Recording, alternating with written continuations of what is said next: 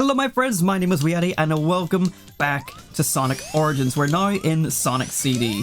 If you're wondering why there was no face cam for any of those intros, one, I just thought it'd be nice to have both of them play without my dumb face in the way or any commentary, because the Sonic CD intro is stellar. It is like the best thing about Sonic CD. I will get into my opinions on Sonic CD as we continue. Yeah, like I just wanted to play them, and then also story mode is kind of annoying in a little way because although that we did watch the Amy cutscene at the end of Sonic 1's playthrough, and we had Sonic CD's play sort of at the start, at the end as well for the start of the game, because I ended the episode there, it decided that, yeah, that is pretty much you. You're not watching this cutscene again if you hit launch on story mode. You have to go and watch it in the museum instead. In terms of the museum, we will actually look at that probably at the end of the full playthrough, just because I kind of don't want to break up the pace of each game. Like, whenever they end, I kind of don't want to have to open it with, let's look at the museum, and then do nothing. So, yeah, we'll not look at the museum till maybe at the end of the game, unless people want to, but again, like, I'm going to be recording these mostly in batch, so probably no point leaving a comment, but leave a comment anyway. I love it. If you leave a comment, nice things happen to me, as in people have been watching, and that makes me feel the good feels. I think that's the end of the stage, almost, so I want to get some more rings, because in Sonic CD, we do have special stages once again, and they are once again collect 50 rings, get to the end. I don't know if I actually specified that in Sonic 1's playthrough, but I think it's pretty straightforward. It's Sonic 1, everyone knows how it works. Okay, no, it's another one of these, but it's pretty close to the end. But, yeah, so that's why I had to put those in on their own. I had to go and actually re-record them separately. And there's Amy. Here she is. After seeing her tarot card, she's, you know, seeing her knight in shining armor, as the card was able to dictate. And we get to see her here, and then we can just super peel her away from her. Oh, I need to not forget to actually jump into the ring. So, Sonic CD.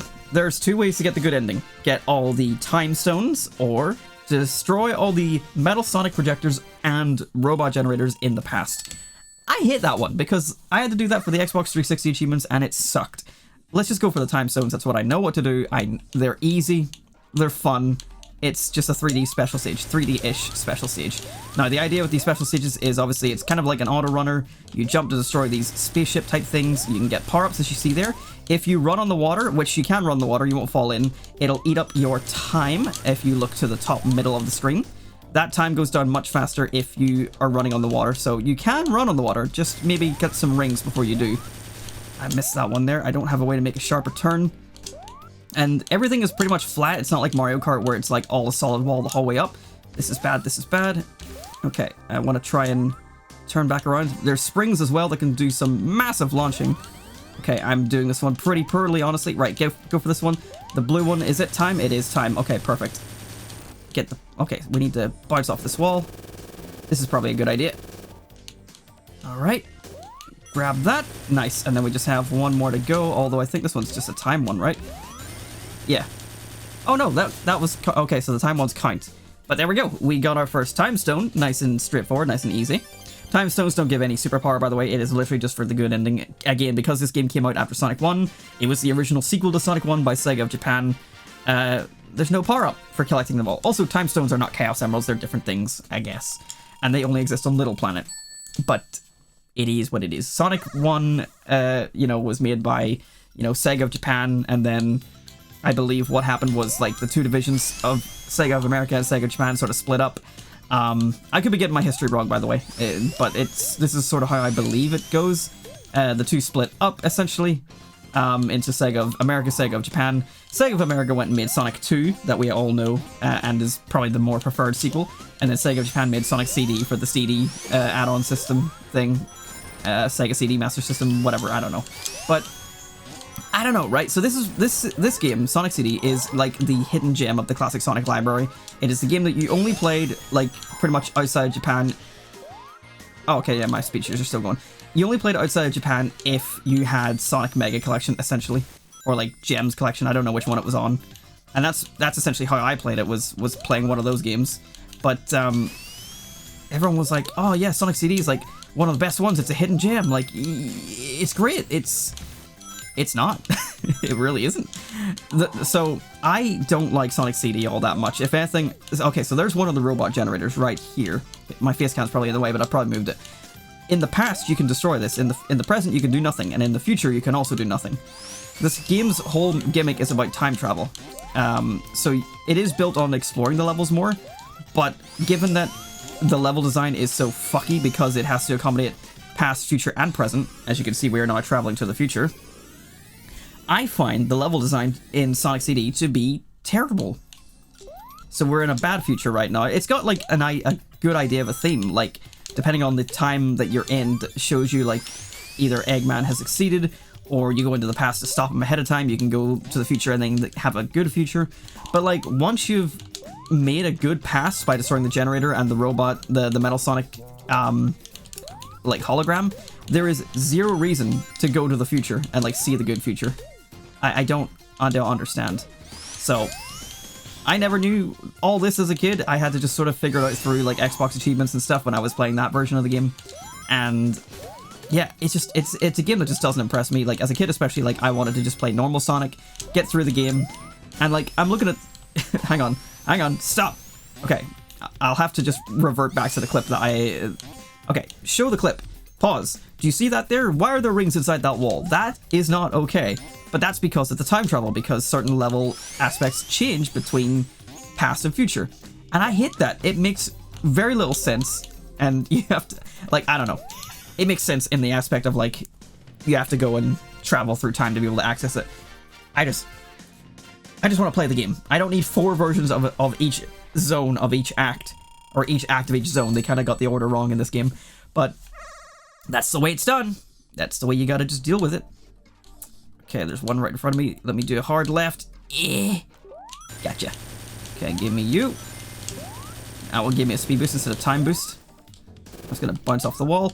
Like, using the bounces to your advantage is actually probably the best way to go about doing these special stages. And you might see there are, like, some spiky trap things on the ground as well. Obviously, avoid those. They will take away your rings. I don't know if you can actually die in these special stages.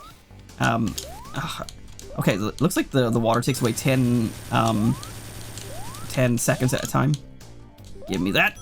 Nice. But yeah, this is the classic Sonic game I have definitely played the least amount of, so this is probably the one I'll be the rustiest on, and I'll just stand on water and collect my time stone. No big deal. But again, like, I have played these games mostly to death, so I will probably still get through these, hopefully first try, just like Sonic 1, but no promises on that. But yeah, I don't know. There's a lot I just don't get about this game. Obviously this game is very important. It was a game on the Sega CD, so it had a lot more going for it, the soundtrack being one of them. The soundtrack is a heavily debated topic, because American soundtrack versus, you know, Japan, European soundtrack. I grew up with, obviously the European soundtrack / Japanese one because of Sonic, Mega Collection or Gems Collection. Again, I think it's Mega. I'm just gonna stick with Mega. So that's sort of the soundtrack that I prefer, and I think most people actually agree it's the better soundtrack. But the thing that I think is better is the American opening, which is of course Sonic Boom, which we heard at the start, and the Eggman music.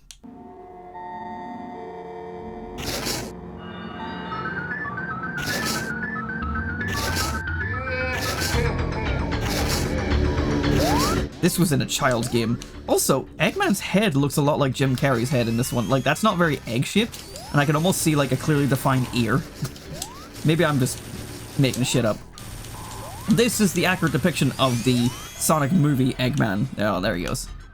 Oh, well. And as you can see, we are in a bad future for this zone, but we'll get a good future because we're getting the time stone, so it doesn't really matter. Yeah. We got through Zone 3, even though it's Act 3. But there we go. So yeah, it's essentially just Sonic 1. It's more Sonic 1, but with, in my opinion, worse level design, worse music. I mean, Sonic CD has some good stuff in it. But, I don't know. I don't know what it is. I just don't like this game quite as much as the other ones. Okay, so this is the big one. We got Amy tracking us down again, and then we're just sort of stuck here. If you just blast through here, you get and hit those spikes. It's kind of bullshit. So we get introduced to Metal Sonic. We have no way of stopping him. And Metal Sonic's obviously the big bad threat. He's on the box art. He's the whole, like, gimmick of this game. Well, not the whole gimmick, but as in, like, the whole reason that this game is, like, so popular and... Like, well, again, like, I'm not getting my words right here. he is like the big thing for this game. Like every game introduces like a new character. Obviously Sonic 1 is, you know, Sonic and Eggman. Sonic CD is Amy, Rose, and Metal Sonic. And then, you know, Sonic 2 we have Tails. Sonic 3 we get Knuckles. Every single game sort of introduced a new character, whether it was a friend or a foe. And in this one, you know, Amy was just sort of a minor role, obviously. But Metal Sonic was going to be like the big bad. But it is interesting to try and think about how that works, like, you know, because this game was developed separately from Sonic 2, and in Sonic 2, you probably know there's a, you know, Silver Sonic. It's called Mecha Sonic, apparently, in it. And, whoa, what did I stand on? But, yeah, there's so many different, like, robot Sonics, but this is the one that stuck, and it's from the game that, like, a lot of people probably didn't get to play because they didn't have a Sega CD, which is kind of interesting. I don't know. It's interesting, really. It's a weird history, despite like how much of a hidden gem the game is.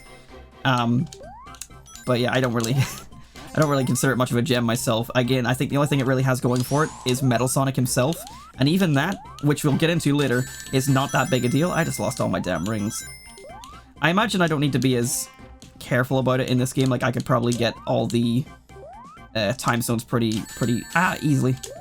But, as I said, this is one I'm not as well versed in, so there's a decent chance I could fuck things up. And I'm going to do a little exploring here to see if I can find any of the robot generators or Metal Sonic holograms so I can show them off, because I haven't yet. I've only talked about them. Let's see. And then once you're, like, in the past, like, there's future signs, like, because obviously you can't go any further back. So all the future signs are, well, for the future, and I don't want to go in the future. And then also, again, I suppose I haven't really explained how this mechanic works. Obviously, whenever you get speed, you need to maintain that speed to travel to the future. There we go, there's one of the robot generators there. So that'll help make a good future. We just need to destroy the Metal Sonic hologram. Oh, I don't know where it is. I think it's like over here somewhere. I don't know. I don't have these memorized. This is, like I said, the one I know the least about. The Sonic game I know the least about in terms of the classic lineup. There's just so little to keep my interest. Like, this game did have a spin dash, but I remember it being really bad. So, obviously, we've got the spin dash that's been incorporated from Sonic 2 onwards in these versions. Okay, so it's not all the way up here. But why is this all the way... Why does this exist all the way up here if there's nothing here? I'm sure there's something in one of the other timelines, but I shouldn't have to check 4 different versions of the time just to figure out where it is. It is good, though. They do have, like, different versions of the soundtrack depending on which time you're in, which is cool. But again, like, because I don't want to spend much time in different times, I just want to get through this... What am I doing? I'm like trying to use the drop dash to have fun, and I'm just having a bad time.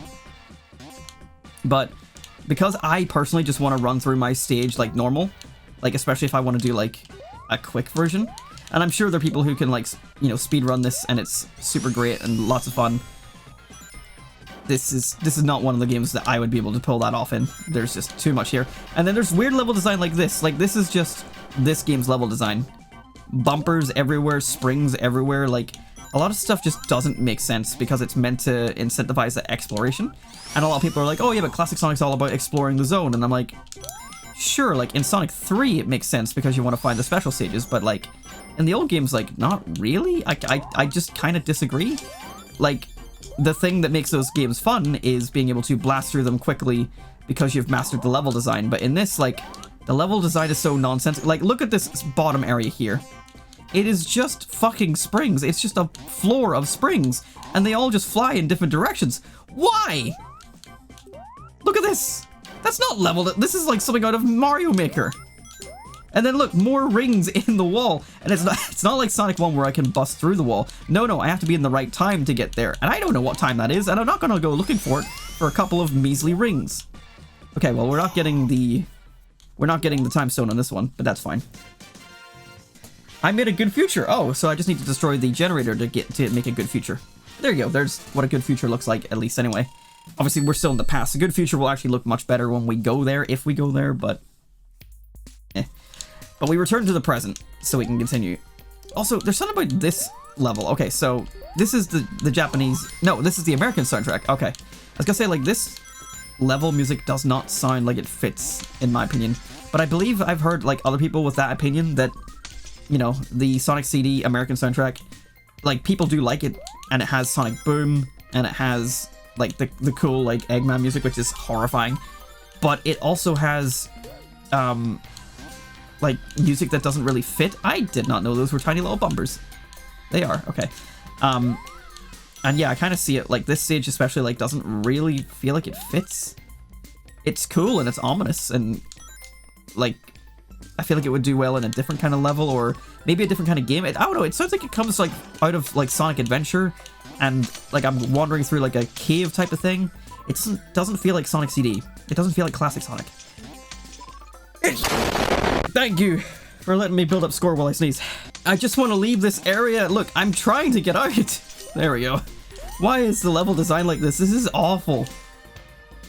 But like people eat it up because of the time travel and Metal Sonic, and I just don't get it. And I'm sure it's just like the other games. Once you master it, it's a breeze, but I don't like this one. I never understood the appeal for it. I mean, this area is cool. Like, this horrible landscape is cool. Oh yeah, I don't think I've actually finished talking about the time travel. Yeah, you grab one of the signposts, you then have to get up to maximum speed, and then you travel to the time that you've picked. Wait, that post was there twice? That doesn't seem right. That shouldn't be the case. So as you can see here, as long as I maintain top speed, which you can just hold down on your spin dash and maintain the momentum, there's areas in the levels that are definitely designed for it, and then there's plenty of areas that just kill your speed outright. The game is constantly sort of wrestling with you with what it wants to do, because sometimes it wants you to travel, and sometimes you have to figure it out from the 1 or 2 past signposts, because obviously to get the good future, you need to go to the past specifically. And it just intentionally hides those damn things, or makes an abundance of future ones, or you'll get a past one, and then as you're on the, like, what you assume is a path to go to the past, it then just throws a future signpost in your way and changes it on you. And you'll probably see, actually, I'll grab a post here. So if you watch it, whenever we get up to speed, well, I'm not up to speed. Let's see. Where's a good example? Ah, yes, level design. I'm just gonna do this. Oh, there we go. There's a Metal Sonic generator. Okay, so then you just go to one of these and destroy it. It's, if you saw Sonic Mania, they literally referenced it in that. Okay, so we're just gonna do a spin dash. The future symbol will then begin to flutter. I didn't get enough time to show it there, but it fluttered, and then if you don't complete it in that flutter, then you lose it. And that's basically all there is. That's the challenge of trying to go to the future slash past. Future slash past. And that's really about it. There's really not a whole lot else going on here. It's just a really weirdly designed Sonic game. Like, if we only got this instead of Sonic 2, I feel like a lot more people wouldn't have maintained their joy of the series. I feel like that is the case, because to be fair, this game, super ambitious. It was trying to do a lot. Like, the fact that essentially every single level has 4 versions of the same level.